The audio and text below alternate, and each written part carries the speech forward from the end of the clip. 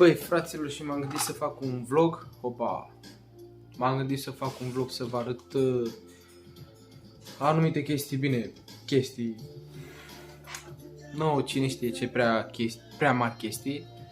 Acolo peretele ăla a ieșit umezeală, adică mucigai. Și am șters cu soluție specială și o să fie tot peretele ăla îmbrăcat cu rigips plus ăsta de la geam. Că vedeți acolo o pată. Așa. Și după cum știți, eu sunt mai nebun cu boxele, cu muzica, cu astea și am făcut dintr-o boxă de aia de la Freyman, mi se pare, o boxă din aceea mică portabilă, am făcut Titai Matahal de boxă și haideți să filmăm și fața mea și boxa și să vă arăt ce am făcut în primul rând. Este boxa de care vă ziceam eu și era una din aceea mică, astea, bine, pe aici trebuie să o mai boxez, pentru că și aici e boxită, după cum se vede. Și da, să mă dau mai departe așa. Da, să dau eu muzica asta mai aici, că mă cam nervozează. Avem aici o telecomandă.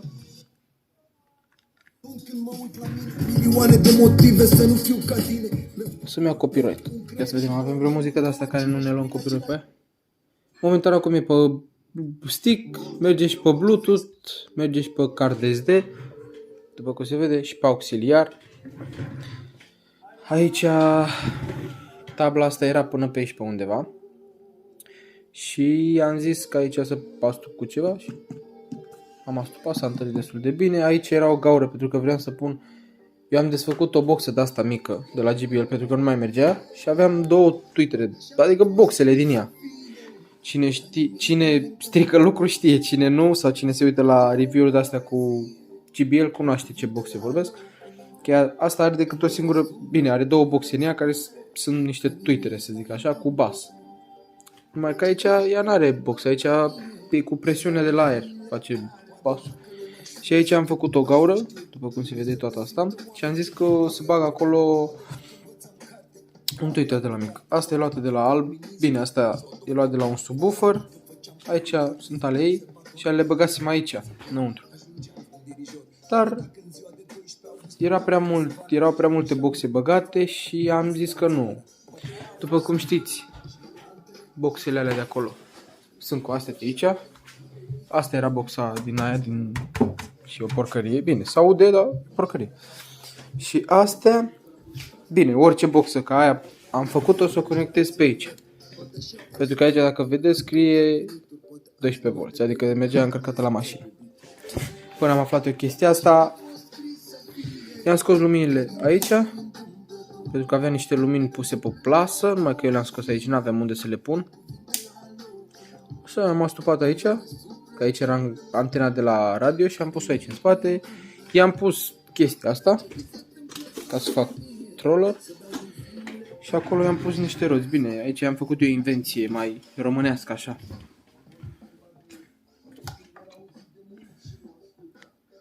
După cum vedeți, asta era o boxă activă.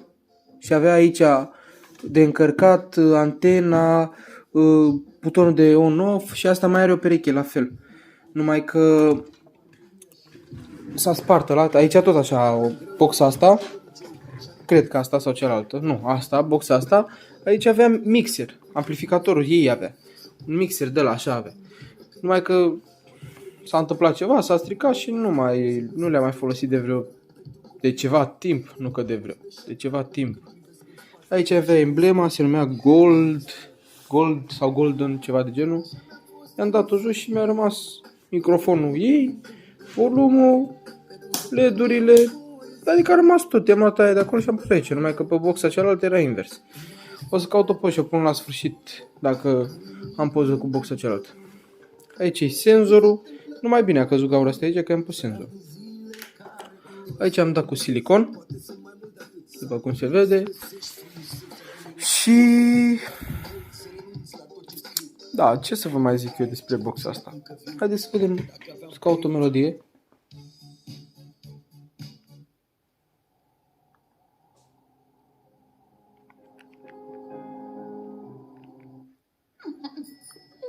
Hey, so what's gonna happen now that Are și radio, are card SD.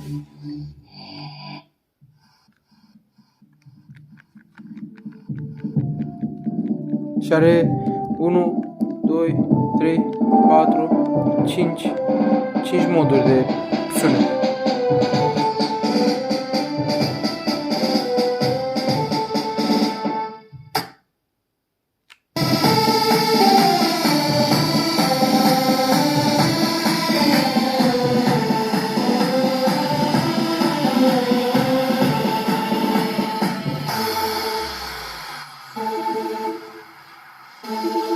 Se aude destul de tare. Nu pot să dau atât de tare pentru că este ora 9:10 și sunt la bloc și vă dați seama cu vecinii.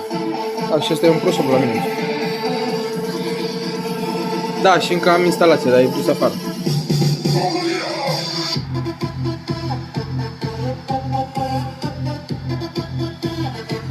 La maxim de aici.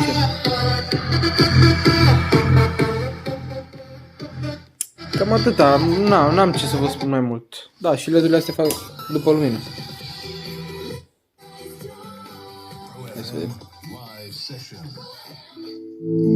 La mulți ani România, cântăm la Pro FM pentru voi, muzică populară de 1 decembrie. La mulți ani! Bună ziua, Doamne ajută! Aici i-am pus scociul ăsta ca să stea mai sus, pentru că dacă îl iau, roțile din spate sunt mai mari și stă puțin în jos așa. Dar nu stă mereu așa. I-am pus acum ca să stea așa. Bună ziua, Doamne ajută! Oameni buni. Aici conectezi cablu și te conectezi la altă boxă, să se audă și în altă boxă. Vedeți, eu am cablul acolo. Dar se aude super.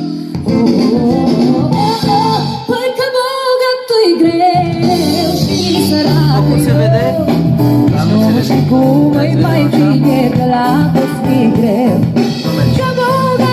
Acolo se vede ceva. Ei, acolo sunt cablele dinăuntru.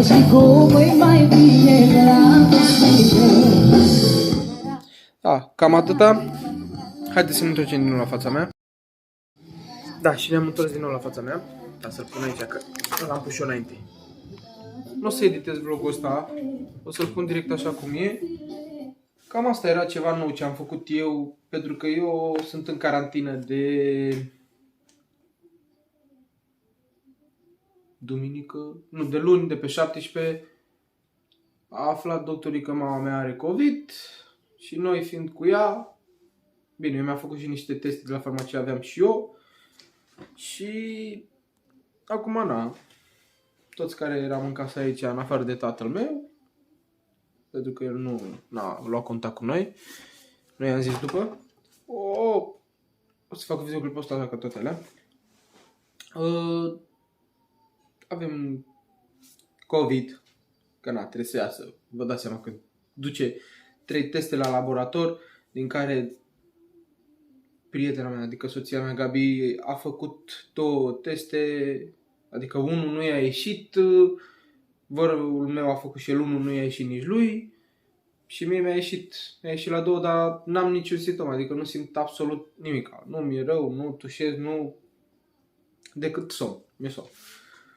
Așa și cam atât, altceva nou, nu am ce să vă zic. Am o veste mare, foarte mare, dar aia o să o spun la momentul potrivit, pentru că e prea devreme și n-am de ce să o arunc, că poate se întâmplă, ferească Dumnezeu, ceva și da. Cam atâta. Dacă vreți mai multe informații despre box,